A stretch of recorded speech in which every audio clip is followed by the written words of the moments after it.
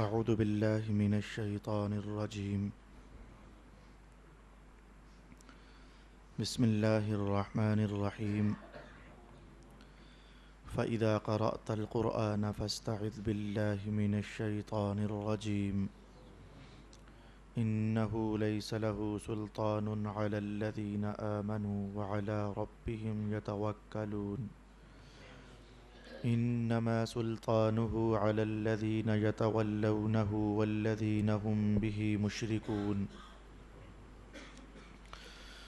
وَإِذَا بَدَّلْنَا آيَةً مَكَانَ آيَةٍ وَاللَّهُ أَعْلَمُ بِمَا يُنَزِّلُ قَالُوا إِنَّمَا أَنْتَ مُفْتَرٍ بَلْ أَكْثَرُهُمْ لَا يَعْلَمُونَ. قُلْ نَزَّلَهُ رُوحُ الْقُدُسِ مِنْ رَبِّكَ بِالْحَقِّ لِيُثَبِّتَ الَّذِينَ آمَنُوا وَهُدًى وَبُشْرَى لِلْمُسْلِمِينَ. وَلَقَدْ نَعْلَمُ أَنَّهُمْ يَقُولُونَ إِنَّمَا يُعَلِّمُهُ بَشَرٌ لسان الذي يلحدون إليه أعجمي وهذا لسان عربي مبين.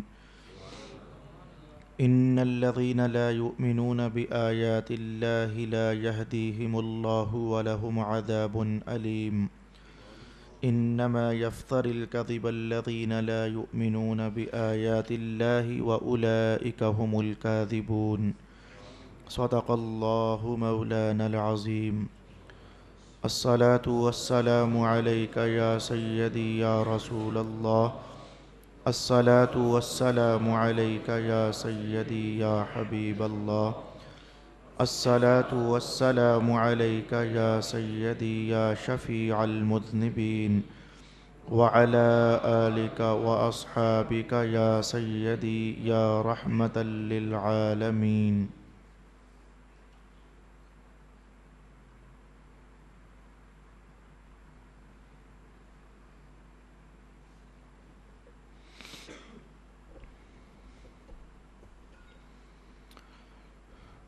پس اے رسول مکرم، جب آپ قرآن پڑھیں تو شیطان مردود سے اللہ کی پناہ طلب کریں۔ بے شک جو لوگ ایمان لائے اور وہ اپنے رب پر ہی توکل کرتے ہیں، ان پر اس کا کوئی تسلط نہیں ہے۔ اس کا تسلط تو صرف ان لوگوں پر ہے جو اس سے دوستی رکھتے ہیں اور اس کو اللہ کا شریک قرار دیتے ہیں۔ اور جب ہم ایک آیت کو دوسری آیت سے تبدیل کر دیتے ہیں اور اللہ ہی خوب جانتا ہے جو وہ نازل فرماتا ہے، تو کافر کہتے ہیں کہ آپ تو صرف اپنے دل سے گھڑتے ہیں۔ حقیقت یہ ہے کہ ان میں سے اکثر علم نہیں رکھتے۔ آپ کہیے، اس کو روح القدس نے آپ کے رب کی جانب سے حق کے ساتھ نازل کیا ہے تاکہ ایمان والوں کو ثابت قدم رکھے، اور یہ مسلمانوں کے لیے ہدایت اور بشارت ہے۔ اور ہم جانتے ہیں کہ وہ یہ کہتے ہیں کہ اس رسول کو ایک آدمی سکھا کر جاتا ہے۔ وہ جس کی طرف سکھانے کو منسوب کرتے ہیں اس کی زبان تو عجمی ہے، اور یہ قرآن تو بہت واضح عربی زبان ہے۔ بے شک جو لوگ اللہ کی آیتوں پر ایمان نہیں لاتے، اللہ ان کو ہدایت نہیں فرماتا، اور ان کے لیے دردناک عذاب ہے۔ جھوٹا بہتان تو وہی لوگ لگاتے ہیں جو اللہ کی آیتوں پر ایمان نہیں لاتے، اور وہی لوگ جھوٹے ہیں۔ صدق اللہ مولانا العظیم۔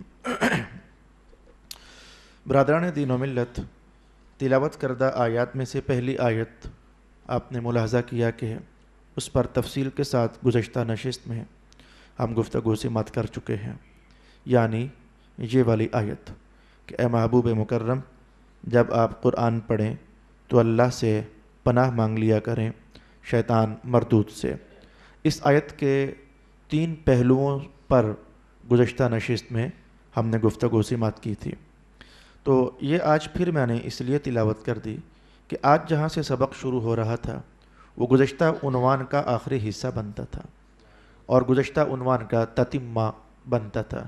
اس مجبوری کے پیش نظر میں نے گزشتہ عنوان والی آیت آج پھر آپ کے سامنے تلاوت کر دی۔ پہلی آیت کا تو صرف ترجمہ ہی کہوں گا اب، اور اس کے بعد اگلے مضامین کی طرف ہم بڑھنا چاہیں گے۔ گزشتہ عنوان یہ تھا کہ محبوب پیارے، جب آپ قرآن پڑھیں تو اعوذ باللہ من الشیطان الرجیم پڑھ لیا کریں۔ ہر اچھے موقع پر شیطان دخل اندازی کرتا ہے اور تمہیں بہکانے کا ارادہ کرتا ہے. یہ تفصیل سے ہم سن چکے. تتمہ اور خاتمہ کیا ہے اس سبق کا؟ فرمایا کہ شیطان ہر ایک پر غالب نہیں آ سکتا. عنوان یہاں سے خوبصورت عنوان ہے جو شروع ہو رہا ہے. شیطان ہر ایک پر غالب نہیں آ سکتا. ہر ایک پر اس کی سلطنت اور حکومت نہیں چلتی. کچھ لوگ ہیں جن پر شیطان کی حکومت اور سلطنت چلتی ہے، اور کچھ لوگ ہیں جن پر شیطان کی حکومت اور سلطنت نہیں چلتی. تو آج ہمیں یہ عنوان، حالانکہ ایک بار میں پہلے 14ویں سپارے میں بیان کر کے آیا ہوں، جہاں اس نے اللہ کے دربار میں یہ کہا تھا الا عبادک منہم المخلصین، میں لوگوں کو گمراہ کروں گا لیکن جو تیرے مخلص بندے ہوں گے ان پر میرا زور نہیں چل سکے گا. آج ہم پھر اس عنوان کو نئے پیرائی میں دیکھنے کا اہتمام کریں گے. کچھ تازہ باتیں بھی آج کی نشست میں آپ کی خدمت میں بیان کروں گا.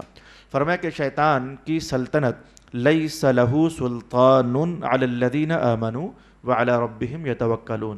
وہ کون سے لوگ ہیں جن پر اس کی حکومت نہیں چلتی؟ فرمایا وہ لوگ جو ایمان کے مضبوط ہوتے ہیں اور اپنے اللہ پر توکل کرنے والے ہوتے ہیں. ان لوگوں پر شیطان کی سلطنت اور حکومت کبھی بھی نہیں چل سکتی. اچھا، کون لوگ ہیں جن پر شیطان کی حکومت چلتی ہے؟ فرمایا الذین یتولونہ، وہ لوگ جو شیطان سے دوستی لگاتے ہیں ان پر ان کی حکومت چلتی ہے. بس یہ دو باتیں ہیں جو آج ہم سیکھنے کا ارادہ کریں گے. پہلی گفتگو کے مرحلے میں یہ کہنا چاہوں گا، ایک ہوتا ہے حکومت کرنا اور ایک ہوتا ہے کسی کو رائے دینا. رائے دینا اور شے ہوتی ہے، اور اپنا حکم منوانا، حکومت کرنا، بادشاہ بن جانا، سلطان بن جانا، مسلط ہو جانا، یہ اور شے ہوتی ہے. تو یاد رہے کہ جو ایمان والے ہیں، جن کے ایمان میں کھوٹ نہیں، جن کے عمل صالح میں کھوٹ نہیں، ان کا اپنے رب کے ساتھ توکل والا رشتہ مضبوط ہے. تو رب کائنات نے یہ فرمایا ہے کہ شیطان ان پر غالب نہیں آ سکے گا. یہ نہیں فرمایا ہے کہ شیطان انہیں تنگ کرنے نہیں آئے گا. یہ دو الگ الگ باتیں ہو گئیں. شیطان تنگ کرنے تو آئے گا لیکن غالب نہیں ہو سکے گا. بھئی تنگ کرنے کے لیے آئے گا. پچھلا عنوان یہی تو تھا کہ ہر اچھا کام جب کرنے لگو گے تو شیطان نے کیا کہا تھا؟ لَأَقْعُدَنَّ لَهُمْ صِرَاطَكَ الْمُسْتَقِيمِ. اے اللہ میں ہر اچھے راستے میں بیٹھوں گا، نماز کے راستے میں بیٹھوں گا اور ان کو بہکاؤں گا. مسواک پر میں نے پتلی سی مثال کہی تھی، وہ مسواک کے اوپر بھی آ کر کے تو بیٹھ جاتا ہے، وہ نماز کی صفوں کے درمیان بھی آ کر کھڑا ہو جاتا ہے. نماز میں پہنچ چکنے کے باوجود کیا حضور نے فرمایا نہیں تھا کہ وہ اندر ہی اندر کہتا رہتا ہے اذکر کذا اذکر کذا اذکر کذا، کہ وہ شے یاد کر، وہ شے یاد کر، حالانکہ وہ اس کے وہم و گمان میں بھی نہیں ہوتی. شیطان اسے وہ بھی یاد کرواتا ہے. تو میں نے کہا آتا ہے، حملہ کرتا ہے، شرارت کرتا ہے، وسوسہ ڈالنے کی کوشش کرتا ہے، لیکن رب کائنات نے کہا اللہ کے ساتھ جس کا رشتہ مضبوط ہوتا ہے اس کی پر شیطان حملہ کرتا ضرور ہے لیکن اللہ اپنے بندے کو خود ہی بچا لیتا ہے. یہی وہ عنوان تھا جو گزشتہ 14ویں سپارے میں ہم نے دیکھا تھا، الا عبادک منہم المخلصین، کہ سوائے تیرے ان پاک باز اور مخلص بندوں کے کہ ان پر میں غالب نہیں آ سکتا. میں اس عنوان کو 13ویں سپارے میں بھی آپ کے سامنے بیان کر چکا ہوں. میں چاہوں گا کہ ذرا حوالہ تازہ ہو جائے اور ذہن میں یہ سبق پختہ ہو جائے. شیطان نے، وہ جو ایک لمبی تقریر تھی، دوزخ میں جا کر جب دوزخ والے شیطان کو غلط، گندا، مندہ، برا کہیں گے تو اس نے ایک لمبی تقریر کرنی تھی جو آدھے رکوع پر تقریباً مشتمل ہے. تو شیطان نے کہنا ہے وقال الشیطان لما قضی الامر ان اللہ وعدکم. وہ ساری بات آپ کے ذہن میں آنی چاہیے کہ شیطان کہے گا ایک وعدہ تمہارے ساتھ اللہ نے کیا تھا، ایک وعدہ میں نے تمہارے ساتھ کیا تھا، اللہ کا وعدہ سچا تھا، میرا وعدہ جھوٹا تھا. تو بات کرتے کرتے اس نے کیا کہا تھا؟ اس نے کہا لیسا ما کان لی علیکم من سلطان الا ان دعوتکم. بس یہ ہے میرا عنوان، ما کان لی علیکم من سلطان. شیطان کہے گا دوزخ والوں کو میری تم پر کوئی حکومت نہیں تھی، میں تو صرف تمہیں دعوت دیتا تھا، تم فوراً قبول کر لیتے تھے. تو رائے دینا، حملے کے لیے آنا، اسکیم تیار کرنا، بدی کی سوچ دینا، بدی کا تصور ذہن میں ڈالنا، اتنا تو شیطان کرنے کے ارادے میں آتا ہے۔ لیکن اللہ سے بندے کی محبت اور ایمان کا رشتہ مضبوط ہو، رب کائنات نے بھی فرمایا کہ اس کی سلطنت اس پر چلتی نہیں، اور شیطان نے بھی کہا ما کان لی علیکم من سلطان، میری تم پر کوئی حکومت تو نہیں تھی نا کہ میں زبردستی تم سے گناہ کرواتا تھا۔ اس کے بعد میں آیت کے دوسرے مرحلے میں داخل ہونا چاہوں گا۔ رب کائنات نے فرمایا کہ شیطان کی سلطنت ان لوگوں پر ہے جو اس سے محبت کرتے ہیں، جو شیطان سے دوستی کرتے ہیں تو شیطان کی حکومت ان پر چلتی ہے۔ میرے بھائیو، اب اگر میں سوال کروں اور کہوں کہ ہاتھ اٹھاؤ کہ کون شیطان سے محبت کرتا ہے کون نہیں کرتا، تو ہم سارے بھلا ہاتھ کہاں اٹھائیں گے؟ جی ہم تو شیطان سے محبت اور دوستی نہیں کرتے، کہیں گے ہم سارے یہ۔ اگر ہم شیطان سے دوستی نہیں رکھتے تو مجھے بتاؤ پھر کہ بہت سارے کاموں میں شیطان ہم پر غالب آیا کیسے؟ اس نے ہمیں پھر بہکایا کیسے؟ اس نے ہم سے پھر گناہ کروایا کیسے؟ ہم سے گناہوں کا ہو جانا یہ دلیل ہے کہ اندر کھاتے کہیں نہ کہیں محبت کا رشتہ شیطان سے جوڑا ہوا ہے ہم نے۔ یہ ہے آج کا درد بھرا سبق جو اللہ کرے کہ ہمارے دلوں میں اتر آئے۔ میں بتانا چاہوں گا، آج میں پہچان آپ کو بتانے لگا ہوں کہ کیا نشانی ہے کہ ہر بندہ سیکھ سکے اور سمجھ سکے کہ میری شیطان سے دوستی ہے یا کہ نہیں ہے۔ آج میں آپ کو یہ طریقہ بتانا چاہتا ہوں، سبق پھر سن لیجئے۔ رب کائنات نے فرمایا شیطان کی جن لوگوں سے دوستی ہوتی ہے، جن لوگوں کی شیطان سے دوستی ہوتی ہے تو پھر وہ ان پر شیطان غالب آ جاتا ہے، شیطان ان پر حکومت کرتا ہے اور ان پر سلطنت کرتا ہے۔ تو ہمیں جاننا چاہیے کہ وہ کون سے لوگ ہیں جو شیطان سے محبت کرتے ہیں۔ بھائی میں مدد چاہوں گا رسول پاک صلی اللہ علیہ وسلم کے فرمان سے، اپنے معنی کو مضبوط کرنے کے لیے میں مدد چاہوں گا اللہ رب العالمین کے کلام سے کہ دوستی ہے یا کہ نہیں، اس کی کچھ پہچانیں ہوتی ہیں۔ دوستی ہے یا کہ نہیں، اس کی کچھ پہچانیں ہوتی ہیں۔ آئیے میں سرکار دو عالم کا بیان آپ کی خدمت میں بیان کروں۔ قال رسول اللہ صلی اللہ علیہ وسلم من اتبعنی فقد احبنی، جو میری تابعداری کرتا ہے، میری بات مانتا ہے، وہ میرے ساتھ محبت کر رہا ہے۔ اچھا، حدیث پاک میں جہاں یہ بات سمجھ آئی کہ ہمیں حضور سے محبت میں سچا تب ہونا ہے جب قول کے ساتھ ساتھ ہمارا عمل بھی رسول اللہ کے عمل کے مطابق ہوگا۔ چلے یہ بات تو جلدی سے سمجھ آ گئی نا، لیکن جس عنوان کی خاطر میں نے یہ حدیث پڑھی ہے، بھئی جہاں محبت ہوتی ہے وہاں بات مانی جاتی ہے۔ یہ بات آپ کو سمجھ آ جانی چاہیے، حضور کا فرمان عالی شان ہے، جہاں محبت ہوتی ہے وہاں بات مانی جاتی ہے، یا یوں کہہ لیجئے، الٹا لیجئے، جب بات مانی جائے تو سمجھو محبت ہے۔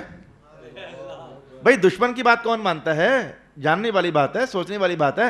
جس سے تمہاری دشمنی ہے تم کبھی اس کی بات نہیں مانتے، وہ کبھی تمہاری بات نہیں مانتا۔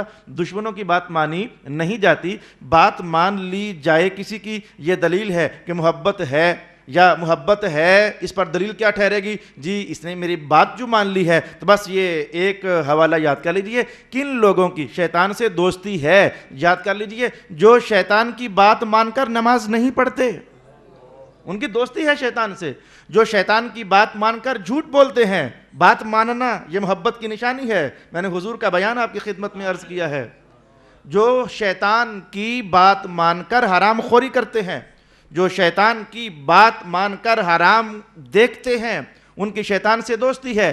جو شیطان کی بات مان کر رسول اللہ کی سنتوں کو ترک کرتے ہیں، جاننا چاہیے کہ ان کی شیطان سے دوستی ہے۔ ہاں جی، یہی تو میں نے پہلا سبق آپ کو کہنا چاہا کہ رب کائنات نے کہا جو اس درجے کے لوگ ہیں جن کی شیطان سے دوستی ہے، انہیں جاننا چاہیے شیطان ان پر سلطنت کرے گا، شیطان ان پر حکومت کرے گا، وہ شیطان کے اشاروں پر ناچیں گے۔ بادشاہ جو ہوا پھر ان کا، اور جن کی جو بات مانتے ہیں سرکار دو عالم کی، تو ان کے وجود پر حضور کی حکومت چلنی چاہیے۔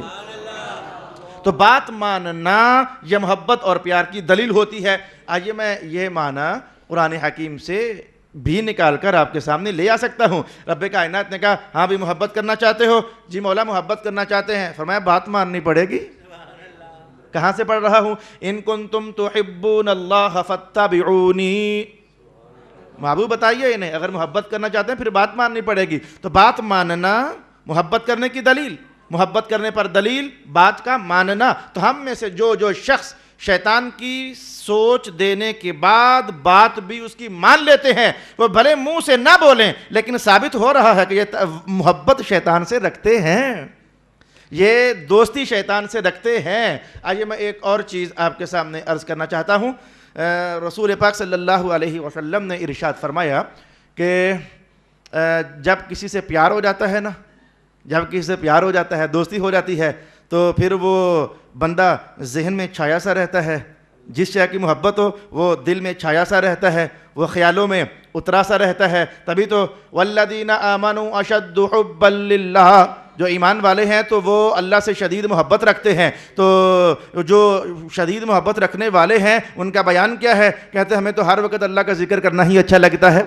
میں اس سے واضح بیان لانے لگا ہوں. قال النبی صلی اللہ علیہ وسلم حبک الشیء یعمی ویصم, کہ جس شے سے تجھے محبت ہو گئی ہے نا وہ شے تجھے اندھا بھی کر دے گی اور بہرا بھی کر دے گی. یعنی خیالوں میں وہ کوئی اور نہیں آئے گا, نظروں میں وہ کوئی اور نہیں آئے گا, سننے میں اس کا نام کسی اور کا نام نہیں چلے گا. گویا اس شے نے, اس کی محبت نے تجھے اندھا بھی کر دیا اور تجھے بہرا بھی کر دیا. تو جس سے پیار ہو جائے سوچوں میں وہ رہتا ہے, دلوں میں وہ رہتا ہے, خیالات میں وہ رہتا ہے, ذہنوں میں وہ رہتا ہے. یہ وہ بیان ہوا جس کا انکار نہیں کیا جا سکتا. سرکار دو عالم صلی اللہ علیہ وآلہ وسلم کا بیان. آئیے پھر ہم اس کو اپنی زندگی میں اپلائی کرنے لگے ہیں. جس کی سوچ میں ہمیشہ کوئی عورت بس گئی وہ شیطان کے چکر میں ہے. جس کی سوچ میں ہمیشہ پیسہ بس گیا, بھی کمانا ہے, حلال ہے یا حرام ہے, یہ سوچے بغیر بس پیسہ. جس کی سوچ میں ہمیشہ گناہ بس گیا, تو یہ وہ لوگ ہیں جو شیطان سے محبت کرتے ہیں, جو اللہ سے محبت کرنے والے ہیں. میں نے کہا سوچوں میں آنا,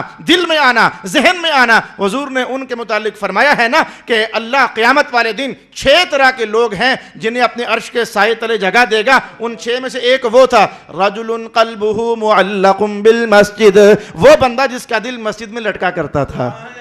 اب دل تو مسجد میں نہیں لٹکا کرتے نا, یعنی دھیان ادھر رہتا تھا, ذہن ادھر رہتا تھا, مسجد دل میں چھا گئی, ذہن میں چھا گئی, اللہ کے سامنے جھکنے کا وہ نشہ ذہن میں اتر گیا, دل میں چھا گیا. میرا خیال ہے کہ اب اگر میں اس پر زیادہ نہ بھی بولوں تو میری یہ 2 آیتیں کم از کم واضح ہو جانی چاہیے. ائمہ تفسیر نے جو الفاظ لکھے ہیں میں اب آپ کے سامنے وہ بول دیتا ہوں کہ کون لوگ ہیں. شیطان میں انداز بدل دیتا ہوں. میں قرآن حکیم کی ایک اور آیت میرے ذہن میں آ گئی ہے.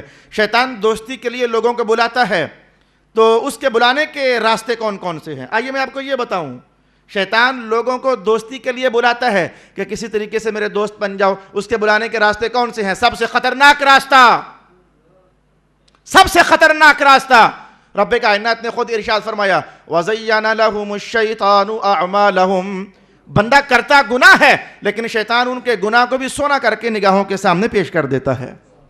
میں اس کو وضاحت کرنے لگا ہوں, آپ کو بات ہی سمجھ نہیں آئی ہے کہ بندہ کرتا گناہ ہے لیکن اس کو بھی وہ گناہ سمجھتا ہی نہیں ہے. مثلا قرآن کے الفاظ سنیں, ارشاد گرامی زُيِّنَ لِلنَّاسِ حُبُّ الشَّهَوَاتِ مِنَ النِّسَاءِ وَالْبَنَانِينَ وَالْقَنَاطِيرِ الْمُقَنطَرَةِ مِنَ الذَّهَبِ وَالْفِضَّةِ. یہ قرآن حکیم کا بیان. میں نے کہا یہ اعمال مزین کر دیتا ہے, یہ گندی گندی چیزیں بھی سونی بنا کر سامنے لاتا ہے. رب کائنات نے کہا سر فہرست عورت. شیطان نوجوانوں, مردوں, انسانوں کے سامنے عورت کی حسین تصویر لاتا ہے. عورت یہ شیطان کا بہت مضبوط راستہ ہے, شیطان کا مضبوط راستہ. اللہ اکبر. اس راستے پر حدیث کے الفاظ یاد پڑ گئے مجھے. قال النبی صلی اللہ علیہ وسلم النساء حبائل الشیاطین. یہ عورتیں تو شیطانوں کی رسیاں ہوتی ہیں, رسیوں سے باندھا جاتا ہے, جکڑا جاتا ہے. تو اس عورت کی رسی کے ذریعے شیطان نے بڑے بڑے پارساؤں کو بھی ذلیل کر دیا ہے. اس عورت کی محبت کی رسی میں جکڑ کر بڑے بڑے متقی انسان بھی رلتے نظر آئے ہیں. اس سیکس اور شہوت نے, میں کہوں گا بڑے بڑے متقی انسانوں کی وہ رات کا کلیجہ چیر کر کے وہ جو درد اور نالے اور آہو فغاں کرنا تھا اللہ کے دربار میں کہوں گا اس عورت کی محبت نے اسے بھی برباد کر دیا ہے. تو سر فہرست عورت. اور نمبر 2 پر رب کائنات نے کہا اولاد کی غلط ملت خواہشات پر والدین توجہ نہیں کرتے. بچہ ہے سمجھ جائے گا, بچہ ہے سمجھ جائے گا, بچہ ہے سمجھ جائے گا. وہ گناہ پر عادت پختہ ہوتی چلی جاتی ہے. آج کا بچہ ہوتا ہے, ہونا تو یہ چاہیے تھا وہ کل کا عظیم مسلمان بنے, لیکن نہ روکو گے نا تو آج کا بچہ ہے کل کا بہت بڑا بدماش ہے. آج کا بچہ ہے کل کا شیطان کا ساتھی ہے۔ اور تیسری بات رب کائنات نے کہا مال والقناطیر المقنطرۃ من الذهب والفضہ، یہ مال کے بارے میں تو رب کائنات نے فرمایا کہ انما اموالکم واولادکم فتنہ، یہ مال تو فتنہ ہے، فتنہ۔ اور میں ایک معنی بیان کرتا ہوں 3 معانی میں سے، عنوان سے جڑ گیا ہے، مال فتنہ ہے۔ حاصل معنی یہ ہے کہ یہ زرگر لوگ، ان کے پاس زیور آئے نا بکنے کے لیے، تو یہ زیور لے کر موتی نکالتے ہیں، اس کے بعد زیور میں کھوٹ بھی ہوتی ہے، سونا بھی ہوتا ہے۔ اب یہ کھوٹ اور سونے کو الگ الگ کرنے کے لیے یہ آگ میں ساڑتے ہیں، پگھلاتے ہیں۔ پگھلانے کے پروسیس کے اینڈ پر سونا الگ اور کھوٹ الگ، تو سونے میں سے کھوٹ جدا کرنے کے لیے، امتیاز پیدا کرنے کے لیے جو آگ کی بھٹی لگائی جاتی ہے، تو اس پروسیس کو عربی زبان میں فتنہ کہا جاتا ہے۔ رب کائنات نے کہا جب دولت آئے، حرام ہو یا حلال، تو اس دولت کی بھٹی میں اصل میں تو ایمان والوں کا وہاں فرق ہوتا ہے نا، کون ایمان والا ہے کون گناہگار ہو رہا ہے۔ انما اموالکم واولادکم فتنہ۔ اچھا بھی عنوان تو توجہ آگے سے آگے بڑھتی چلی جا رہی ہے، یوں لگ رہا ہے کہ یہ پہلی آیت ہی کہیں بہت آگے نہ نکل جائے، میں واپس پلٹنا چاہوں گا، عنوان کو سمیٹتے ہیں۔ رب کائنات نے ارشاد فرمایا انہ لیس لہ سلطان علی الذین آمنوا وعلی ربہم یتوکلون انما سلطانہ علی الذین یتولونہ والذین ہم بہ مشرکون۔ اپنی زندگی کے خد و خال، اپنی زندگی کے لیل و نہار، اپنی زندگی کی ادائیں، اپنی زندگی کے انداز سامنے کر کے نا تو دیکھا جا سکتا ہے، اگر تو ان کی نسبت رسول اللہ کی طرف جا رہی ہے تو تمہارا پیار رسول اللہ سے ثابت ہو جائے گا، اور اگر ان کی نسبت رسول اللہ کی سنتوں سے کٹ کر شیطان کی طرف جا رہی ہے تو ثابت ہو جائے گا تمہارا پیار پھر شیطان کے ساتھ ہے۔ میں نے کون سا کہ فتویٰ دیا، یہ فتویٰ آپ لوگوں نے خود جاری کرنا ہے اپنے متعلق کہ ہماری محبت کا ہاتھ سرکار کائنات کی طرف بڑھ رہا ہے یا ہماری محبت کا ہاتھ شیطان کی طرف بڑھ رہا ہے۔ آئیے میں ایک تیسرا معنی بھی یہاں ہے مجھے کہنا ہے، ایک تیسرا معنی بھی یہاں ہے اور مجھے کہنا ہے، اس کے بعد میں انشاءاللہ اپنے سبق کو آگے بڑھا لوں گا۔ اب یہ بھی آپ نے سنا نا، شیطان کا ایمان والوں پر، جو اللہ کے ساتھ جن کا تعلق مضبوط ہے ان پر اس کا اثر اور اس کی حکومت نہیں چلتی ہے۔ دھیان سے سننا ایک بات، شیطان کا زور نہیں چلتا ان لوگوں پر جو ایمان میں ہیں اور اللہ سے توکل مضبوط کیے ہوئے ہیں، شیطان کا زور نہیں چلتا ان پر۔ یہ صاف صاف بیان ابھی تو آیا ہے، 20 منٹ میں ہم نے ابھی تک یہی تو سمجھا ہے۔ ایک بات بتانے لگا ہوں، وہ بات یہ ہے کہ جس کو جادو کہتے ہو، یہ ہوتا کیا ہے؟ یہ شیطان کے رنگ برنگے نام ہوتے ہیں، یہ شیطان کے رنگ برنگے کرتب ہوتے ہیں جو جادوگر کرتے ہیں، تو کرنے کے بعد اس کا نام جادو ہوتا ہے۔ جاننا چاہیے، رب کائنات نے کہا شیطان، اس کے نام بھی تو شیطان، اس کے کام بھی شیطان، اس کی نسبتیں بھی شیطانی، تو اس کا ایمان والوں پر اثر نہیں ہے، ایمان والوں پر غلبہ نہیں ہے، ایمان والوں پر زور نہیں ہے۔ آج میں پھر دہراؤں گا، میں آج سے کوئی 5-6 سال پہلے ٹیلی ویژن پر ایک جادوگر کا انٹرویو سنا تھا، میں پھر دہرانے لگا ہوں۔ اس نے صاف صاف کہا تھا کہ جی ہمارا جادو جو ہے یہ نمازیوں پر، پرہیزگاروں پر کوئی نہیں زور لگاتا، یہ جو مذہب سے ہٹے لوگ ہوتے ہیں نا، ہمارا جادو انہیں پکڑ کر گراتا ہے۔ تب تک تو میں خوش تھا، جادوگر منہ سے اقرار کر رہا ہے، لیکن آج میں بہت خوش ہوں، رب کائنات نے خود یہ عنوانی ارشاد فرمایا ہوا ہے۔ نماز میں اگر تم مضبوط ہو، ایمان میں مضبوط ہو، مذہب میں مضبوط ہو، رسول اللہ سے قریب رہتے ہو، اداؤں میں، نسبتوں میں، عمل میں، کردار میں، دنوں میں، راتوں میں حضور سے قریب رہتے ہو، تو شیطان تو پہلے ہی کہہ رہا ہے جو ادھر قریب ہے میں اس سے دور ہوں میں تو اس سے دور ہوں۔ الا عبادک منہم المخلصین۔ لہذا جادو ہو جائے نا اگر کبھی، تو پہلی تو اپنی پوزیشن چیک کرو۔ میں ایک بات بتاؤں آپ کو، اپنی پوزیشن چیک۔ ایک عامل بہت بڑا عامل تھا، نام نہیں لیتا اس کا، اس نے ایک بار کہا علامہ صاحب کیا پوچھتے ہو، یہ ہماری قوم آج کل یہ جادو کے نام پر اتنی مر چکی ہے نا کہ ہلکا سا اشارہ ہو جائے او ہو جادو ہو گیا، آج گاہک تھوڑے سے کم آئے نا او ہو جادو ہو گیا، آج کوئی بچہ گھر میں بیمار ہو گیا نا اوے ہوئے جادو ہو گیا۔ چھوٹی بات پر جادو بتانے لگا ہوں، جادو ہوا ہے کہ نہیں ہوا، یا جادو تمہیں گرائے گا یا نہیں گرائے گا، دیکھا کرو کہ فوراً کہ میرا اللہ سے تعلق ٹھیک ہے کیا، رسول اللہ سے میرا تعلق ٹھیک ہے۔ اگر دونوں طرف تعلق ٹھیک ہے نا تو سمجھنا یہ جادو نہیں، یہ اللہ کی آزمائش آئی ہوئی ہے۔ کبھی یہ بھی تو سوچ لیا کرو نا کہ جو گر رہے ہو، مر رہے ہو، پٹخائے دیے جا رہے ہو، یہ صرف جادو کا اثر نہیں ہوتا، ایک اور راز بھی ہے۔ یہ صرف جادو کا اثر نہیں ہوتا، یہ ایک اور راز بھی ہے، میں وہ آپ کے سامنے کہہ دیتا ہوں۔ قرآن حکیم کا بیان ہے، مولا کائنات نے فرمایا ما اصاب من مصیبت فبما کسبت ایدیکم، جب بھی تمہیں کوئی مصیبت آتی ہے نا، یہ تمہارے ہاتھ کا کوئی گناہ ہوتا ہے کیا ہوا، جو کرتوت اور مصیبت بن کر تمہارے سامنے آ جاتا ہے۔ کبھی ادھر بھی تو سوچا کرو نا کہ مصیبت آئی تو بجائے یہ سوچنے کے کہ کس نے جادو کروایا ہے، ہائے ہائے مارا گیا میں، یہ سوچنے کی بجائے یوں کیوں نکال لیتے، اے میرے اللہ مجھے معاف کر دے، کوئی غلطی ہو گئی ہے لگتا ہے، اے میرے اللہ مجھے معاف کر دے، کوئی خطا ہو گئی ہے مجھ سے۔ تو جب رشتہ ادھر پھر مضبوط ہو گیا تو جادوگر نے بھی یہی کہا، شیطان نے بھی یہی کہا، قرآن نے بھی یہی کہا، رحمان نے بھی یہی کہا، میرے بن جاؤ، شیطان تم پر غالب ہی نہیں آ سکے گا۔ انما سلطانہ علی الذین یتولونہ والذین ہم بہ مشرکون۔ غرض نہیں ہے اس لیے کہہ دیتا ہوں، غرض نہیں ہے، اچھے لوگ بھی ہوتے ہیں، برے لوگ بھی ہوتے ہیں۔ یہ سبزی منڈی میں درس قرآن دینے جاتا ہوں، گزشتہ سال سبزی منڈی میں درس قرآن دینے جاتا ہوں، گزشتہ سال بھر میں 7 بار ایسا ہوا، میں درس قرآن دے کے فارغ ہوا، گھر پہنچا تو ایسے جیسے سفید کپڑے میں نے پہنے ہوئے ہیں، تو میں گھر پہنچتا تو میرے کپڑے خون سے بھرے ہوتے، تو اہلیہ کہتی یہ کیا، میں نے کہا مجھے پتہ نہیں، میں گرا تو کہیں نہیں ہوں، پتہ نہیں یہ پھر یہ کیا ہے۔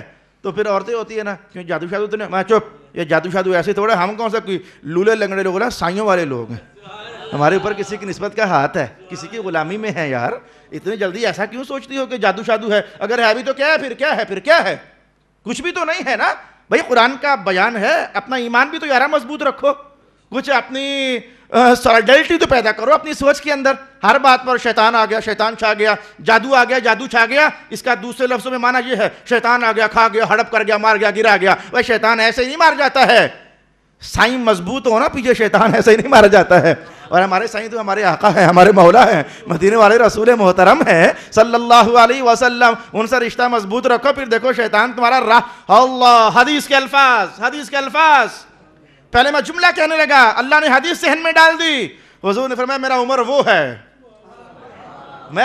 وہ ہے، چونکہ دین میں بڑے مضبوط تھے نا، سارے صحابہ مضبوط تھے، لیکن حضور نے بتایا صرف ان کا، ہو سکتا ہے اوروں کا بھی یہی حال ہو، لیکن بتایا صرف ان کا، میرا عمر وہ ہے۔ اس گلی سے عمر داخل ہو، ادھر سے شیطان داخل ہو نا، تو شیطان عمر دے گا، گلی بدل لیتا ہے وہ راستہ ہی بدل لیتا ہے، سمجھ آئی ہے نا۔ رسول اللہ کے جو تعلق دار لوگ ہوتے ہیں، ان سے نسبتیں مضبوط رکھنے والے لوگ ہوتے ہیں، حضور فرماتے ہیں میرا عمر وہ ہے، اس کو دیکھ کر راستہ ہی تب شیطان راستہ تبدیل کر لیتا ہے۔ ارشاد گرامی وَإِذَا بَدَّلْنَا آیَةً مَّكَانَ آیَةٍ۔ اب ہم اگلے عنوان کی طرف بڑھنا چاہیں گے۔ میں بہت سوچ کر کے تو لایا تو میں کم تھا کہ میں 5 6 7 منٹ گفتگو کروں گا، لیکن وہ ذہن میں آیت حدیث جڑتی چلی گئی تو اچھا ہو گیا، کافی مضبوطی سے ہم نے قرآن حکیم کا یہ محل سیکھنے کا اہتمام کر لیا ہے۔ اب آئیے آگے بڑھتے ہیں۔ وَإِذَا بَدَّلْنَا آیَةً مَّكَانَ آیَةٍ۔ اللہ کی شان یہ ہے کہ اس نے ہم بندوں پر بڑی مہربانی فرمائی ہے، بڑی مہربانی فرمائی۔ ہم جو ہے نا اس دور کے لوگ، ہم پر تو ہے ہی خالص مہربانی، ہم پر تو اس طرح کی آزمائش ہی نہیں ہے جس طرح کی پہلے لوگوں پر یعنی صحابہ پر آزمائشیں تھی نا، یقین جانیے ہم پر اس طرح کی آزمائش ہی نہیں ہے۔ اچھا جی، ہوا یہ کہ رب کائنات نے فرمایا کہ بھائی تم لوگ شرابیں پیتے ہو، تو شراب تو اچھی بات نہیں ہے، اس میں کچھ فائدہ ہے کچھ نقصان ہے، یہ قرآن حکیم کی آیت کا بیان۔ تو شراب پی جاتی تھی زمانہ کفر میں، تو چلتی رہی اسلام کے پہلے حصوں میں اور دوروں میں۔ اب کچھ زمانہ گزرا تو رب کائنات نے فرمایا کہ اچھا بھی ایسا کیا کرو، جب نماز کا ٹائم ہو تب تو نہ پیا کرو، لا تقربوا الصلاة وانتم سکارى، جب نماز کا ٹائم ہو تب تو نہ پیا کرو۔ معنی یہ بن گیا کہ اچھا نمازوں کے آگے پیچھے جو اور وقت ہوتے ہیں پی لیا کرو۔ تو اب آواز تو پہنچ گئی تھی اردا گرد کے لوگوں میں کہ شراب پینا ٹھیک ہے، لیکن نماز کے وقت پینا ٹھیک نہیں ہے، وہ نماز میں کھڑا ہو کر اللہ سے مناجات کرنی ہوتی ہے۔ تو آج ایک نیائی حکم آ گیا، وہ حکم کیا تھا کہ بھئی یہ شراب پینا تو حرام ہے، یہ تو نجس ہے، پلید ہے، شیطانی کام ہے، تو بالکل یعنی پینی نہیں ہے، نماز کا وقت ہو تب بھی نہیں پینی، اور نماز کا وقت نہ ہو تو تب بھی نہیں پینی۔ جب یہ حکم نازل ہوا، اور اس جیسے بہت سارے حکم کہ کل تک حکم کوئی اور تھا آج بدل دیا گیا، جب یہ احکام بدل دیے جاتے، مثلا ایک اور مثال دیکھ لیجئے، رمضان کا حکم، روزے رکھنے کا حکم نازل ہوا تو پہلے حکم یہ تھا کہ افطاری کرنے کے بعد سونے سے پہلے جو کھا لیا سو کھا لیا، اگر سو گئے اس کے بعد اٹھ پڑے تو اب کچھ نہیں، بس ختم، بس روزہ شروع ہو گیا۔ اب اچھا بیوی سے پاس نہیں جا سکتے, سونے سے پہلے پہلے جو کھا لیا پی لیا کر لیا ٹھیک, سونے کے بعد بھلے اٹھ جاؤ پھر کچھ نہیں, روزہ شروع. اس کے بعد ایک نیا حکم آ گیا میں کہ حتیٰ یتبین لکم الخیط الابیض من الخیط الاسود. میں اب ایسا ہے کہ افطاری کے بعد کھاتے رہو پیتے رہو, مولا کب تک؟ میں سونے سے پہلے بھی سونے کے بعد بھی, جب تک سویر نہ ہو جائے تب تک کھاتے پیتے رہو, کوئی حرج نہیں ہے. اب حکم تبدیل ہوا نا. اب ہوا یہ کہ حکم ایک آتا, اللہ تعالیٰ کی بڑی حکمتیں ہوتی تھیں, تو پھر اگلا حکم آتا, پھر اگلا حکم آتا, پہلا ختم, اگلا حکم آتا تو پہلا ختم. تو یہ شور ڈل گیا کافروں کی طرف سے, اور کہنے لگے کہ یہ جو محمد ہے نا, یہ دیکھو اس کو اپنی باتوں پر کنٹرول ہی نہیں ہے, کل تک کچھ اور کہتا ہے آج تک کچھ اور کہتا ہے. تو انہوں نے کہا یہ کل تک کہتا ہے پینی ہے, آپ کہتا ہے نہیں پینی ہے. اب انہوں نے آبجیکشن کر دیا, اور یہ نسخ کے قانون پر انہوں نے برہمی اختیار کر لی اور سادہ دل مسلمانوں کو گمراہ کرنا چاہا. جسے تم نبی کہتے ہو کل تک کچھ اور کہتا ہے آج تک کچھ اور کہتا ہے, تو یہ کیسا نبی ہوا جسے اپنی باتوں پر ہی گرفت نہیں ہے, کبھی کچھ کبھی کچھ کبھی کچھ کبھی کچھ. اس عنوان پر رب کائنات نے فرمایا, یہاں تو آج ہمارا 14واں سپارہ ہے, تو میاں اس سے پہلے سپارے میں رب کائنات نے اس عنوان کو بیان کیا ہے. میں آپ کو 10 سال پیچھے لے جانا چاہوں گا, صرف ترجمہ سن لیجئے. ارشاد گرامی ہوا ما ننسخ من آیت او ننسها نأتی بخیر منها. ہم جب بھی کوئی حکم ختم کرتے ہیں نا تو جو نیا لاتے ہیں تو اس میں تمہارے لیے خیر ہوتی ہے. یہ جملہ تھا جو میں نے حاصل کرنا تھا قرآن پاک سے. ہم جب ایک حکم دیتے ہیں اس میں بھی خیر ہوتی ہے, جب اگلا حکم آتا ہے تو اس میں اور خیر ہوتی ہے. ہم تو تمہاری خیر چاہتے ہیں. بھائی مثال دیکھنا چاہو تو دیکھو نا, مثال جی روزہ افطار ہو گیا, سونے سے پہلے کھا پی لو, بعد میں نہیں کھا سکتے, تو اس کے بعد کیا, اچھا چلو سونے کے بعد اگر اٹھ پڑے ہو تو اب بھی کھا سکتے ہو, تو خیر ہو گئی نا. پہلے یہ تھا کہ وہ سوتا ہی حکم شروع, بھائی نہ کچھ پینا ہے نہ کھانا ہے, میں چلو اب تمہیں صبح تک چھٹی ہے, تو خیر ہو گئی نا. تو رب کائنات تو کبھی ایسا ہوتا کہ وہ تنزل سے تعلی کی طرف جایا جاتا اور کبھی اعلیٰ سے اسفلیت کی طرف آیا جاتا, یعنی کبھی نرمی سے سختی کی طرف, کبھی سختی سے نرمی کی طرف. بھائی یہ سختی سے نرمی کی طرف ہے, سونے سے پہلے کھا لو بعد میں نہیں, بڑی سختی ہے جی. تو پھر حکم جاری کر دیا اچھا بعد میں بھی کھا سکتے ہو, نرمی آ گئی نا. تو کبھی سختی سے نرمی کی طرف آنے میں خیر آپ نے محسوس کر لیا, اور کبھی نرمی سے سختی کی طرف آنے میں خیر. میں شراب پی لو نماز کے ٹائم نہ پیو, ویسے چلو پی لو. بھائی کیوں نہ پیے نماز کے ٹائم؟ بھائی کہیں تم نماز میں کھڑے ہو کر غلط ملت نہ بولتے رہو, تو غلط ملت بولنا دماغ گھوم جائے گا. کہیں اللہ کے ساتھ کوئی جملہ بول کر کفر نہ کر بیٹھنا. اب یہ حکم بڑا نرم تھا, پی لو شراب خیر ہے, نماز کے علاوہ پی لو. پھر کہا اچھا نماز کے بعد بھی نہیں پینی, سختی اور بڑھا دی نا. وہ خیر اسی میں تھی, جیسے نماز میں گند مند بولو گے تو اللہ ناراض ہوتا ہے, نماز کے باہر گند مند بولو تبھی تو اللہ ناراض ہی ہوتا ہے نا.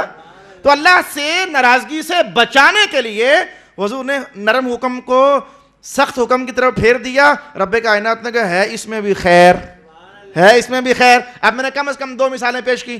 چاہے تو اللہ نرمی سے نرم حکم سے سخت حکم کی طرف لے جائے, بندوں کے لیے اس میں بھی خیر ہوتی ہے, اور چاہے تو اللہ سخت حکم سے نرم کی طرف آ جائے تو ہوتی اس میں بھی خیر ہے. ایک بڑی پیاری سی بات بتاؤں, حکم بڑا ہو, کبھی حکم بڑا ہوتا ہے اسے مختصر کر دینا اس میں بھی خیر ہوتی ہے.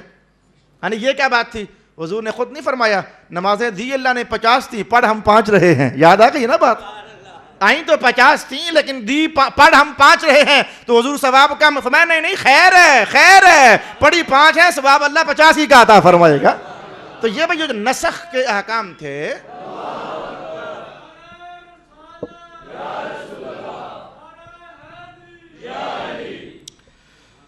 وَإِذَا بَدَّلْنَا آیَةً مَّكَانَ آیَةٍ, یہ اس آیت کی پہلی تفسیر ہے, اور عامت المفسرین نے اسے ہی نقل فرمایا کہ جب نسخ کا حکم آتا ہے نا, ان قریب میں بتاتا ہوں کہ یہ حکم آج میں ساری بحث نہیں کر سکتا کہ نسخ کی کتنی قسمیں ہیں.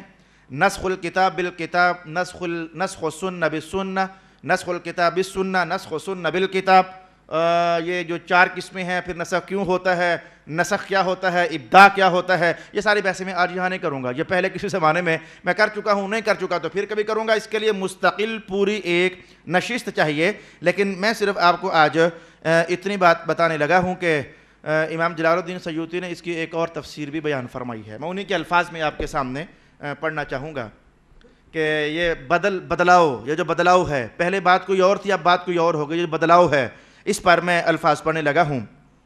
عن سعید بن المسیب ان الذي ذکر اللہ فی کتابہ انہ قال انما يعلمہ بشر، ہوا یہ تھا کہ رسول پاک علیہ السلام پر جب قرآن اترتا تو آپ ایک شخص کو لکھوایا، بہت سارے کاتبین وحی تھے، ان میں سے ایک غلام بھی تھا جسے حضور لکھوایا کرتے تھے۔ تو آج آیت نازل ہوئی نا، تو آیتیں آپ جانتے ہو کہ رنگ برنگی ہیں، مثلا ان اللہ علی کل شیء قدیر، ان اللہ عزیز حکیم، ان اللہ علیم بذات الصدور، ان اللہ عزیز ذو انتقام، اللہ عزیز ہے، اللہ انتقام لینے والا ہے، اللہ حکیم ہے، اللہ یہ ہے، اللہ وہ ہے، ان اللہ جبار، یہ آیتیں یوں ختم ہوتی ہیں۔ تو آج حضور نے لکھوایا کہ لکھ ان اللہ عزیز حکیم، اگلی آیتیں آئیں نا تو ان میں اتفاق سے کچھ بات ایسی تھی، لکھ ان اللہ علیم قدیر، ان اللہ علی کل شیء قدیر، اللہ یہ ہے، اللہ یہ ہے، اللہ یہ ہے، اللہ یہ ہے۔ تو لکھنے والا تھا نا، اس نے کہا کہ یا رسول اللہ یہ کیا ہو رہا ہے، کل تو آپ نے کچھ اور لکھوایا تھا، کل تو آپ نے کہا تھا کہ اللہ عزیز ہے، آج آپ کہہ رہے ہو اللہ حکیم ہے، کل آپ کہہ رہے تھے اللہ ہر شے پر قادر ہے، آج آپ کہہ رہے ہیں کہ اللہ علیم بذات الصدور، حضور یہ بدلاؤ یہ کیا ہے؟ تو حضور نے میں جو لکھوا رہا ہوں صحیح لکھوا رہا ہوں جو بھی لکھوا رہا ہوں نا میں صحیح لکھوا رہا ہوں، ای ذالک کتبت فہو کذالک، میں جو بھی لکھوا رہا ہوں صحیح لکھوا رہا ہوں، میرا اللہ وہ بھی ہے، یہ بھی ہے، یہ بھی ہے، یہ بھی ہے، یہ ساری خوبیاں میرے اللہ کی ہیں۔ تو اس پر جو اس نے اعتراض کیا تھا نا، تو رب کائنات نے اس کی طرف اشارہ کیا، وَإِذَا بَدَّلْنَا آیَةً مَّكَانَ آیَةٍ، جب ایک آیت میں ہم تبدیلی لاتے ہیں، کہیں لکھا ہوتا عزیز حکیم، کہیں عزیز حکیم، کہیں عزیز علیم، یہ جو لاتے ہیں نا ہم، تو اس میں ایمان والوں کے لیے ایک رمز ہوتی ہے۔ اے اللہ وہ رمز ہوتی کیا ہے؟ میں وہ رمز یہ ہوتی ہے کہ ایمان والے اندر سے کہتے ہیں، ایمان والے اندر سے کہتے ہیں اگر عزیز حکیم ہے تو یہ بھی سچا ہے، اگر عزیز ذو انتقام ہے تو یہ بھی سچا ہے۔ یہ ہر بات پر ایمان لاتے ہیں، یہ ہر بات کے سامنے سر تسلیم خم کر دیتے ہیں۔ گویا یہ ناسخ منسوخ ہو گیا، یا آیات کا بدلاؤ ہو گیا، یا الفاظ کا چناؤ ہو گیا، اس میں ایمان والوں کے ایمان کی پرکھ ہوتی ہے۔ وہ اعتراض نہیں کرتے، وہ کہتے ہیں کلام اللہ کا ہے، زبان رسول اللہ کی ہے، ہر بات صحیح ہی صحیح ہے۔ اور جو دوسرے لوگ ہوتے ہیں وہ اعتراض کر دیتے ہیں، اور ان کا اعتراض قرآن نے نقل کر دیا، کافر مراد ہیں، ان کا اعتراض نقل کر دیا۔ قالوا انما انت مفتر، وہ کہتے ہیں کہ آپ تو جھوٹ بول رہے ہیں، کل کہتے تھے عزیز حکیم، آج کہتے ہیں کچھ اور، کل کہتے تھے شراب پینی ہے، آج کہتے ہیں نہیں پینی ہے، کل یہ کہتے تھے، آج یہ کچھ جھوٹ بول رہے ہیں، آپ مفتر جھوٹ بول رہے ہیں۔ رب کائنات اسلوب دیکھو قرآن کا، جیسے بعض کا ہم نہیں کہتے میں اپنا کام کرنا خوب جانتا ہوں، ہٹ اپنا کام کر جا کر، تو ہم پنجابی میں جملہ بول دیتے ہیں نا، رب کائنات نے کہا واللہ اعلم بما ينزل، اور چلو ہٹو، اللہ کو بہتر پتہ ہے وہ کیا نازل فرما رہا ہے، اللہ جو نازل کر رہا ہے وہ خوب جانتا ہے کب کیا نازل کرنا ہے، کب کون سا حکم اترنا چاہیے، کب کس میں لوگوں کے لیے خیر ہے۔ میری توجہ ایک آیت کی طرف گئی ہے۔ شروع میں آپ کو یہ پتہ نا کہ پہلے دور کے لوگ بڑے مضبوط لوگ ہوتے تھے، یہ بات قرآن حکیم سے ثابت ہے، پہلی قوموں کے حوالے سے بھی ثابت ہے اور امت محمدی کے اعتبار سے بھی ثابت ہے۔ اللہ نے کام لینا ہو تو بندوں کو صلاحیتیں ویسی عطا فرماتا ہے، اور جب کام ہو جائے نا تو پھر ہم جیسے اجڑے لوگ بھی آ جاتے ہیں۔ ہم تو میاں اجڑے لوگ ہیں، ہم نے مذہب کا کام کرنا کیا ہے، ہم تو مذہب سیکھنے کے لیے تیار نہیں ہیں۔ ہماری حالتیں آپ کو پتہ ہے، ہم نے مذہب کی حکمرانی کرانے کے لیے تگ و دو کیا کرنی ہے، ہم تو اللہ خیر کرے مذہب کے سائے میں آ جائیں تو یہی بڑا کمال ہے۔ تو اللہ نے جس طرح کا کام لینا ہوتا تو بندوں کو صلاحیت ویسی ہی عطا فرما دیتا۔ میں یہ کہاں سے پڑھ رہا ہوں؟ سورہ توبہ سے پڑھ رہا ہوں، میں اسی امت کے احوال بیان کرتے ہوئے سورہ توبہ سے آپ کے سامنے پڑھ رہا ہوں، اور ایک اور مثال کا اضافہ اصل میں کرنا چاہتا تھا۔ رب کائنات نے کہا کہ ایمان والوں کی ہو جائے جنگ کافروں کے ساتھ، تو بات یہ ہے کہ مسلمان 1 اور کافر 10، مقابلہ برابر کا ہے، نہیں بھاگنا، مار مار کر بھرکس نکال دو، اتنی جان میں نے تمہیں دی ہوئی ہے، تبھی تو مقابلہ برابر کا ہے نا۔ مسلمان ہو 1، کافر ہو 10، میں نہ بھاگنا، بڑی جان اتنی جان ہم نے تمہیں دی ہوئی ہے۔ زمانہ گزرا، مسلمان بڑھتے گئے۔ اب رب کائنات نے کہا اگر حکم یہی رہا تو پھر ان کا کیا بنے گا جو ہم ہے، ہم تو ایک کافر سے یہ خاکم بدہن، ہمارے یہاں تو ایک کافر سے مقابلہ ہم لوگ نہیں کر رہے۔ میں یہ نہیں کہتا کہ ہم میں طاقت نہیں ہے، طاقت تو ہے، ہم ڈھیلے ہو گئے، کمزور ہو گئے۔ تو رب کائنات جانتا پھر ان کا کیا بنے گا۔ اب وہ تو باصلاحیت لوگ تھے، ہماری خاطر رب کائنات نے حکم بدلا اور فرمایا کہ اچھا اب ایسا ہے قیامت تک حکم یہ چلے گا، مسلمان ہو ایک، کافر ہو دو، مقابلہ برابر کا ہے، بھاگنا حرام ہے۔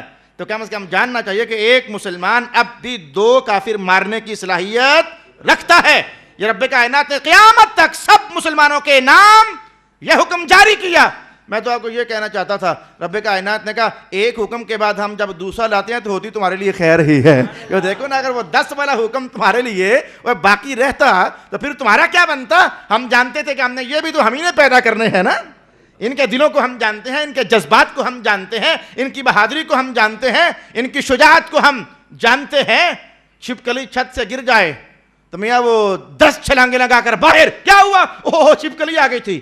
اور ایک زمانہ وہ تھا، یہ دیکھو آج کوفہ کی مسجد میں ایک بندہ نماز پڑھ کر فارغ ہوا، سبحان اللہ سبحان اللہ سبحان اللہ پڑھ رہا ہے، آسمان چھت سے سانپ گرا، جولی میں گر گیا، لیکن اس نے تسبیح نہ چھوڑی۔ تسبیح جب مکمل ہوئی نا تو سانپ کو دیکھا اور پکڑ کر کے ادھر کر دیا، نام اس کا امام اعظم ابو حنیفہ تھا۔ وہ لوگ ہی میاں اور طرح کے لوگ تھے۔ آج جب ہم دیکھتے ہیں کہ امام جلال الدین سیوطی، یار اس بندے نے اتنی کتابیں لکھی، اتنی کتابیں لکھی، اس نے لکھی، ہمارے لیے پڑھنا مشکل۔ قریب کے زمانے میں جب دیکھتے ہیں، مجھے خوب یاد ہے کہ جب کبھی ہم فتاوی رضویہ شریف پڑھتے کلاس میں، تو اب اعلیٰ حضرت فاضل بریلوی، یہ چھوٹا آدمی نہیں ہے، اللہ کی قسم بہت اونچا آدمی ہے، یہ ایک ایک مسئلے پر 150 کتابوں کے حوالے پیش کر دیتا ہے۔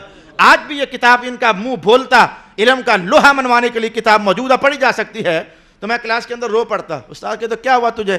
میں کہا استاد صاحب میں رو اس لیے رہا ہوں کہ یہ بھی تو اللہ ہی کا بندہ تھا نا، تو اس کو اللہ پاک نے کتنا علم عطا کیا ہوا تھا، جب اپنے علم کو دیکھتا ہوں شرم آتی ہے تو رو پڑتا ہوں، اللہ مجھے بھی تھوڑا سا اور دے دینا۔ تو کہنا کہ بچے بات یہ ہے کہ ان کے دور میں بدماش بڑے زیادہ ہو گئے تھے، اصل میں بات یہ تھی۔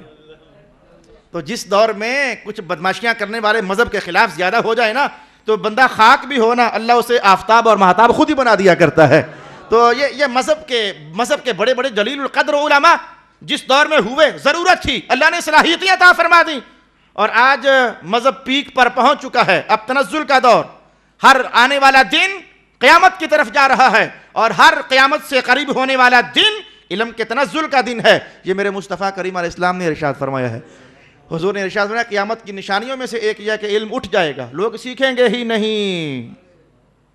یہ نہیں کہ علماء کے سینوں سے علم نکال لیا جائے گا، فرمایا یوں نہیں، جو سیکھ گئے آئندہ سیکھنے والے کم ہوں گے، آئندہ سیکھنے والے اور کم ہوں گے، اور آئندہ سیکھنے والے اور کم ہوں گے۔ فرمایا پھر ایک دن ایسا بھی آئے گا کہ روئے زمین پر کوئی اللہ کو پہچاننے والا نہیں ہوگا، کوئی اللہ کا نام لیوا نہیں رہے گا۔ تو ہم تنزل کے دور میں، تو ہم میں وہ صلاحیتیں بھی تو نہیں ہیں نا۔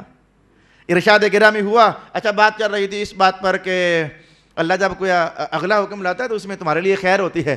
اب اس میں حدیثوں کا بھی بہت بڑا ذخیرہ ہے، قرآن حکیم کا بھی بہت بڑا ذخیرہ ہے، بس ہم ذرا آگے بات لے جاتے ہیں۔ قُلْ نَزَّلَهُ رُوحُ الْقُدُسِ مِنْ رَبِّكَ بِالْحَقِّ۔ محبوب آپ ان سے کہیے کہ یہ جو میں بولتا ہوں نا، تو یہ تو اللہ نے روح القدس کے ذریعے نازل کیا ہے، میں اپنے پاس سے کچھ نہیں کہتا، میں جھوٹ نہیں بولتا ہوں۔ لِيُثَبِّتَ الَّذِينَ آمَنُوا، تو یہ اس طرح کے احکام اللہ بدلتا اس لیے ہے تاکہ ایمان والوں کو اور مضبوط کر دے۔ وہ ہر بات پر ایمان لائیں گے نا، سر تسلیم خم کریں گے، ان کا ایمان اور مضبوط ہو جائے گا۔ آخری سبق اس نشست کا میں کہنے والا ہو گیا۔ وَهُدًى وَبُشْرَى لِلْمُسْلِمِينَ، یہ قرآن مسلمانوں کے لیے ہدایت ہے اور بشرا ہے، یہ جنت کی خوشخبری ہے ان کے لیے۔ آج میں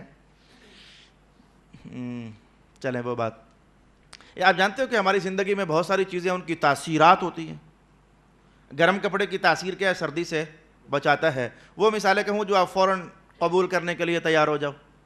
اچھا جی، پتلا کپڑا پہن لو تو یہ گرمی کی شدت سے چلیں، بچا دیتا ہے، بندہ اپنے آپ کو سہولت میں محسوس کرتا ہے۔ اچھا کھانا کھا لو تو اس کی تاثیر ہوتی ہے، جی اب بندے کی بھوک مٹ گئی ہے، سبق پلے سے باندھ کر جانا، میں ایک دم سے کہہ کر تو میں نے سلام کہہ دینا ہے، میں بات پہلے منوا لوں ذرا آپ سے، تو اس کے بعد میں نے ایک دم سے وآخر دعوانا کہہ دینا ہے۔ اچھا میرے بھائی آپ نے پانی پیا، تسکین ہو گئی نا، تو پیاس بجھ گئی، گرمی لگی تو پنکھا لگا لیا، اس کی بھی تاثیر ہے، اس کی بھی ایک تاثیر ہے نا، وہ گرمی کا زور گویا ٹوٹ گیا، اندھیرا تھا تو آپ نے بلب جلا لیا، اس کی بھی تو تاثیر ہے۔ بھائی ہر شے کی اللہ نے کوئی نہ کوئی تاثیر بنائی ہے، باتوں کی تاثیر ہوتی ہے۔ حضرت علی فرمایا کرتے تھے رضی اللہ تعالی عنہ، یا چھری نیزے سے اگر خنجر سے زخم لگے تو وہ پھر بھی بھر جاتا ہے، لیکن باتوں سے جو زخم لگتے ہیں یہ کبھی نہیں بھرتے ہیں۔ تو باتوں کی بھی تاثیر ہوتی ہے، کوئی آپ سنتے ہو، سننے کی بھی تاثیر ہوتی ہے۔ تو میں اب ایک دم سے بات کرنے لگا ہوں، رب کائنات نے جو یہ ہر شے میں تاثیر رکھی ہے نا، سنبھال جانا یار سبق، مہربانی کرنا، منت کروا لو، ترلا کروا لو، سبق سنبھال جانا۔ رب کائنات نے جو ہر شے میں تاثیر رکھی ہے نا، ارشاد گرامی ہوا کہ قرآن میں بھی تاثیر ہے، قرآن میں بھی تاثیر ہے۔ مولا اس کی تاثیر کیا ہے؟ میں کہ وَہُدًا، جو قرآن میں صحبت میں آتا ہے نا، اللہ اسے ہدایت لازمی عطا فرماتا ہے۔ آنا شرط ہے، آئیں تو صحیح نا۔ یہ قرآن سے قریب ہونے والا کبھی محروم نہیں رہتا ہے، یہ کبھی محروم نہیں رہتا، اللہ اسے ہدایت لازمی عطا فرماتا ہے۔ اور ہدایت دیتے دیتے پھر ایک مقام ایسا بھی آتا ہے کہ جو اونچے لوگ ہوتے ہیں جن کے لیے جنت کی بشارت ہوتی ہے، یہ ہدایت بندے کو اونچا کرتے کرتے کرتے کرتے کرتے کرتے اس مقام پر لے آتی ہے۔ تو رب کائنات نے کہا اب قرآن پھر اسی بندے کو جو کل تک گناہوں میں ڈوبا ہوا تھا، قرآن کی صحبت میں آیا، اونچا ہو گیا، اب یہی قرآن اسے کہہ رہا ہے مبارک ہو جائے، تو نے جنت میں بھی جانا ہے۔ وَبُشْرَىٰ لِلْمُسْلِمِينَ، یہ قرآن کی تاثیر ہے، اس کے پاس آنے والا کبھی محروم نہیں ہو سکتا ہے۔ اس قرآن نے تو بڑے بڑے بے ایمانوں کو صحیح کیا بھائی، اگر یوں کہو تو بے ایمان کون ہوتا؟ کافر۔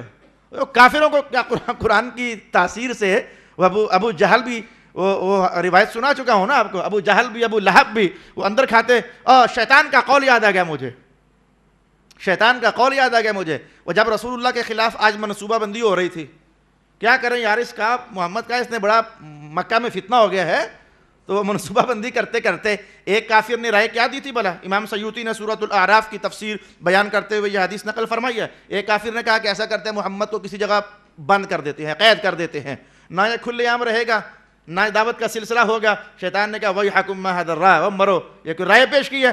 ایک غلام کو بھی پتہ چل گیا کہ یہ ہے کہاں، تو اپنی موت ہتھیلی پر رکھ کر چھڑانے آ جائیں گے۔ تم سمجھتے کیا ہو ان کے غلاموں کو، نوکروں کو؟ اچھا دوسری رائے کیا آئی تھی جس کی خاطر میں نے یہ بولنا چاہا؟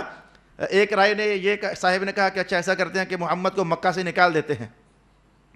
شیطان نے کہا اولم تروا حلاوت لسانہ وطلاوت کلامہ، عمرن جو یہ کوئی رائے پیش کی ہے، تمہیں پتہ نہیں ہے کہ محمد کا بول میٹھا کتنا ہے، تمہیں پتہ نہیں ان کا قول تر کتنا ہے۔ وہ یہاں سے انہیں کہو گے چلے جاؤ، وہ جہاں جا کر کھڑے ہوں گے دو لفظ بولیں گے، اللہ عاشقوں کا ہجوم ادھر ہی گرم فرما دے گا، محبت کرنے والوں کا بازار ادھر ہی گرم ہو جائے گا۔ میں نے کہا یہ تاثیر ہے نا، تاثیر ادھر سے قرآن کی تاثیر اور ادھر سے مصطفیٰ کی زبان کی تاثیر۔ شیطان بھی اقرار کر گیا، یہ جہاں بھی کھڑے ہوں گے نا، حضور تو حضور ہیں یار۔ آج کے اس دور کی یہ ہم جیسے گھٹیا ترین غلام، باتیں سرکار کی ہوتی ہیں تو کسی چوک میں کھڑے ہو کر دو باتیں سنائیں، لوگ پھولوں کی طرح لے کر جاتے ہیں کہ واجی واہ مزہ آ گیا، مزہ آ گیا۔ میں تو صاف صاف کہتا ہوتا ہوں اور سچ کہتا ہوتا ہوں، یہ میری تقریر کا مزہ نہیں آیا، یہ میرے حضور کے بولوں کا مزہ آیا ہے۔ یہ رب کائنات جو حضور کی باتوں میں تاثیر بھری ہے نا کہ یہ مزہ آ ہی جاتا ہے، یہ مزے ادھر سے چلے ہیں، ہم نوکر تو صرف ادھر سے لے کر ادھر آپ کو بتانے والے لوگ ہیں۔ ارشاد گرامی ہوا وَهُدًى وَبُشْرَىٰ لِلْمُسْلِمِينَ، یہ قرآن ہدایت ہے اور بشرا ہے مسلمین کے لیے۔ انشاءاللہ العزیز وقت ہمارا سمٹ گیا ہے، اگلا عنوان دلچسپ ہے۔ اگلا سبق میں تو چاہ رہا تھا کہ جہاں تک میں نے تلاوت کیا وہاں سے آئندہ سٹارٹ کروں، لیکن اب صورتحال ایسی ہے کہ کوئی آدھا سا سبق آج کا اگلی بار ہوگا، اور جو اصل میں اگلی بار سبق میں نے لانا تھا آپ کے لیے وہ بڑا خطرناک سبق ہے، ڈرا دینے والا سبق ہے۔ آپ دیکھو گے کہ ایمان والوں کی اللہ تعالیٰ نے کیسے کیسی آزمائش کی ہے۔ یہ بات بڑی سننے والی ہے کہ جو صحابہ، میں نے پہلے نہیں کہا تھا کہ اللہ نے جو اس دور میں لوگ پیدا کیے تھے، جو آزمائشیں ان پر آئی تھیں نا، ہم پر تو آئی ہی نہیں تھیں۔ کس صحابی پر کیا آزمائش آئی، کس کا ایمان کیسے چیک کیا گیا، کس کو کیسے پرکھا گیا، کس کو کافر نے کیسے ستایا، جب یہ بڑا وسیع ترین عنوان ہے تو آئندہ کے لیے ذرا ہم، یعنی وہ حضرت بلال والی باتیں، کچھ اس طرح کے اور بھی صحابہ تھے اس کیٹیگری کے، تو اگلی بار انشاءاللہ العزیز وہ عنوان چلے گا۔ اللہ تعالیٰ میرا اور آپ کا حامی و ناصر و آخر دعوانا۔